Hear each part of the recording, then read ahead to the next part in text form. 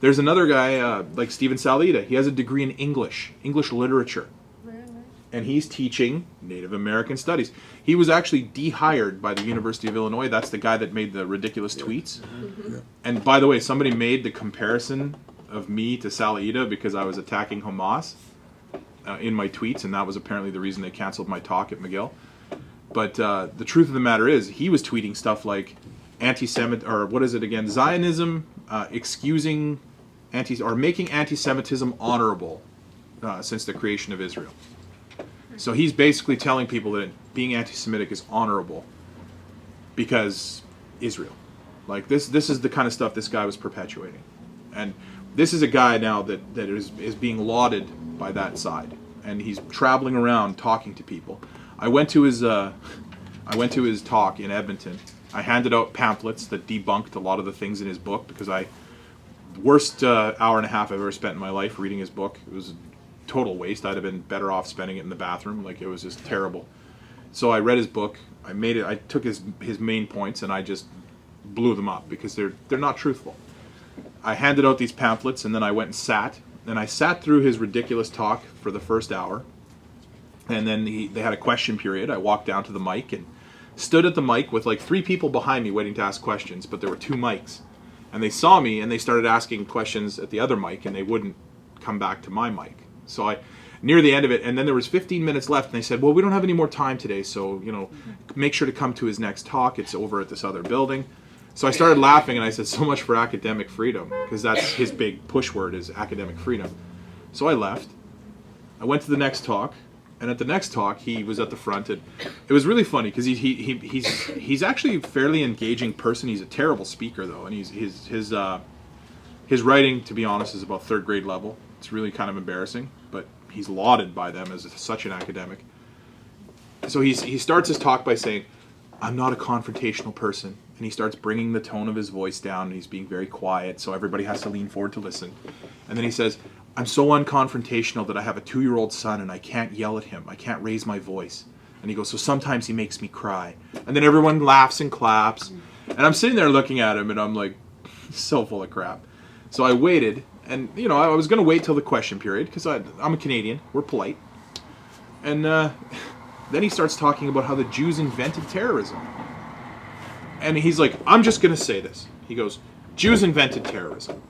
And so, of course, everybody sits up and they're like, whoa, now he's being controversial. And so I'm sitting there listening, and then he goes, the Jews were the first people to start killing civilians, blah, blah, blah. Like, just patently retarded. Sorry, ridiculous. I got to quit using that word. And, yeah. So, sorry, it's, you grow up in the bush, sometimes you stay in the bush a little bit. So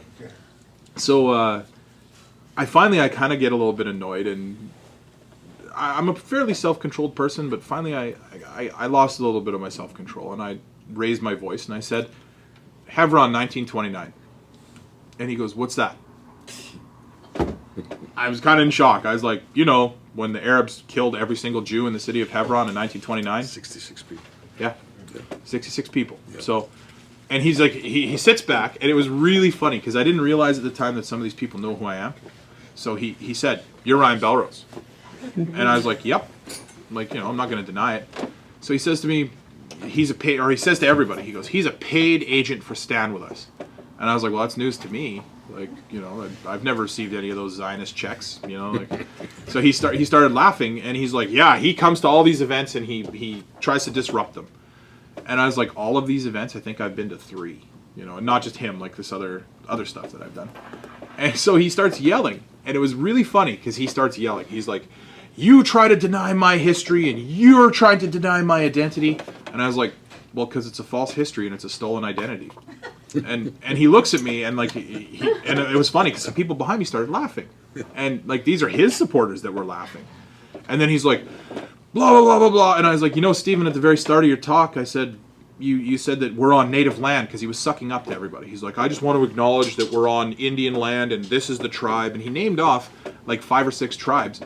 None of them were actually the people from the area that he's in. So yeah, it was ridiculous. Like, he's naming off all of these native tribes, and I actually went to high school in Edmonton, so I know whose land it is. And then he really screwed up, because he's like, Métis land, and I'm like, like, okay, so pardon my language, but I'm like, you're a fucking idiot. Like, my people are from the Red River. We're not from Edmonton. Like, why would you even say that? That's offensive to the native people who are there, because now you're denying them.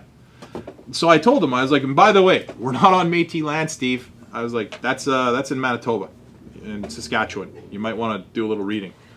And these girls behind me, they started laughing because like they realized how ridiculous it was. But then, you know, the typical snap your fingers people, and they start snapping their fingers. And the one girl goes, "We brought Steven here to speak, and you know, blah blah blah, and now you're ruining our event." And I turn around, and I'm like, I feel really terrible about that. And I was like, I feel so bad. I don't even really know what to say. And I was like, I guess maybe I'll go.